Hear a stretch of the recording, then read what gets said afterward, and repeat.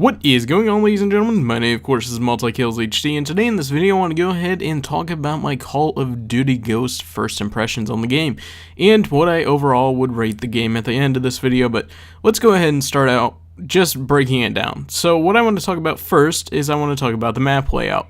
Now the map layout is different. There's no standard, a map cut in half and one way goes to the right and one way goes to the left and they eventually meet each other and each other spawn. It's nothing like that. They've completely changed the maps. Let's go ahead and break down the maps even further. The map sizes are too big. It's just, quite frankly, they're all built for 9v9 ground war. And unfortunately, Call of Duty Ghost was not built for the 360. It was built for Xbox One and PlayStation 4, so there is no ground war because the systems just cannot handle it all. So with that being said, the maps are almost way too big. I mean, I run around and I feel like I'm playing Battlefield all over again. And it's sad to see that every single map on this game is 10 times the size of the smallest map on every other Call of Duty. So it's kind of disappointing in that aspect, but then again, the spawns, you really can't spawn trap in this game. The only way that you can spawn trap in general is if your entire team spreads out throughout the map evenly, and you guys kind of all look at the same direction, then they'll spawn in that spot. But there's no spawn trapping at all on this map. It's just way too big to be, quite frankly, to even try to spawn trap. So I guess that's the plus. I mean, there's definitely that as a plus, no spawn trapping.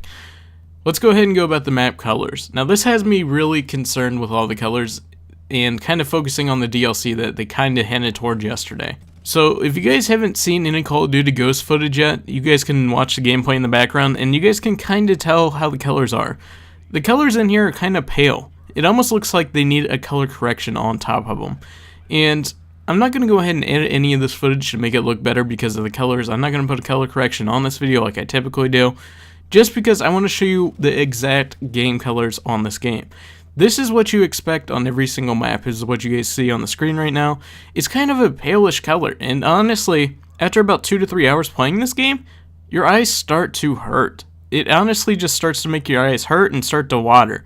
I've never had this experience on any other Call of Duties. I've been fine with every single one of them. However, this game just makes my eyes extremely water. So I don't know, I'm going to go ahead and rate that extremely low, the map colors and map size. I just say, hopefully in the DLC they turn around and make a small DLC, like small maps only mode or something. I would hope that would be the first thing. So let's go ahead and talk about gun balance. Right now the guns are extremely unbalanced, and that's to be expected because they haven't had the initial first patch, other than one update. So you can't blame, well, the game has been unbalanced for X and X amount of time. It's only been out for a couple days, and they've only had people online for a couple days beta testing, and unfortunately some people got the game early, so they got to play early before the game even was really patched, to be honest.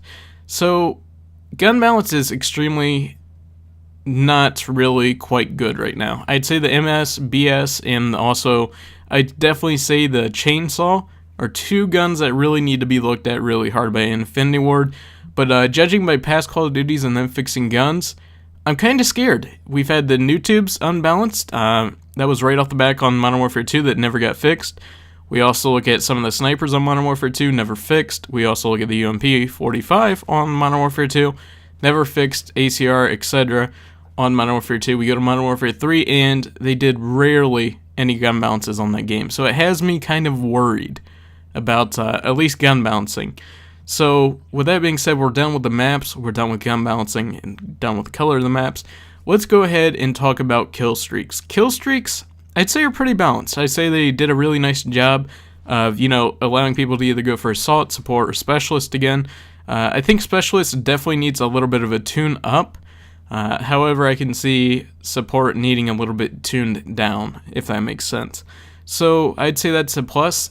Character customization is amazing on this game. I definitely would say this is the best Call of Duty they've ever had with customization. Features inside of here, I mean, you can do anything with the gun you pretty much want to.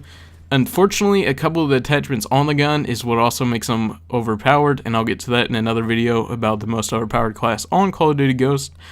I definitely say that's one of the better things, is the customization in this game.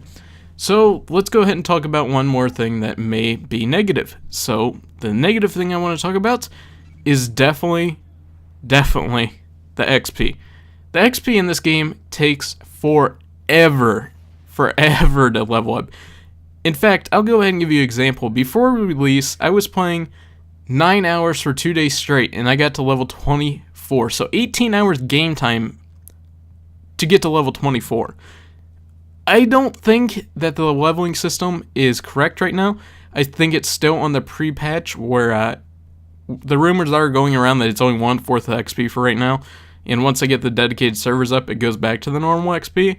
However, that kind of defeats the purpose because everybody right now that's playing it is trying to rush to the Master Prestige, and it's kind of unfair because there's already people in 2nd and 3rd Prestige. So, it's hard to say. It's just, honestly, I can't really give a review on the dedicated servers yet because they're not out. However, you know, when I got the game, I was kind of expecting, with them going around bragging about dedicated servers, that when I got the game, got it home, put it in my Xbox early, I could understand why there wasn't dedicated servers. However, we're on November 5th, the day that the game came out. We haven't seen an update for dedicated servers, and quite frankly, they are just kind of putting us in the dark about that. And I'm kind of concerned about that too, because they haven't really said anything about it. They haven't said when they're going to be putting them up, why they're not up, or anything along the lines of that. So, like I said, it could have been presented better, or they could have said ahead of time, hey, look, it's going to take a little bit before dedicated servers get up. Do not expect them right off the bat. That would have been nicer than just kind of being here in the dark, not knowing if they're ever going to put dedicated servers in or not. Alright, so this is kind of wrapping up. I'm going to go ahead and give my overall rating on this. Call of Duty Ghost is a great game. I think it's heading in the direction that it should with customization features. However, the maps and the gun imbalance right now kind of ruin it.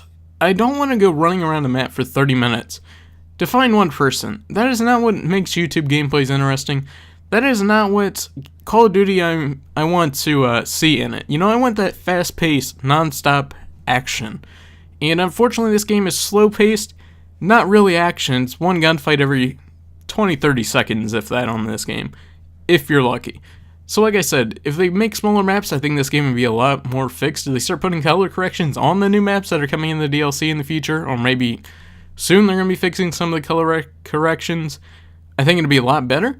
But overall, I'm going to go ahead and rate this game out of 10 stars. I'm going to go ahead and rate it at 8. I think Black Ops 2 probably had a 9 rating, and Modern Warfare 2 had a 10. So it's kind of a little bit lower than Black Ops 2.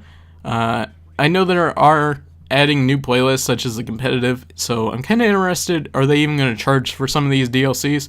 But we're going to find about that out in the future, so anyways guys, hope you guys enjoyed the video. My next video is going to be the class setup that is extremely overpowered on Call of Duty Ghost. Anyways guys, hope you guys enjoyed the video. If you guys can, please hit the like button, it really does help me a lot. My name of course is MultiKillsHD, and I'm out. Peace.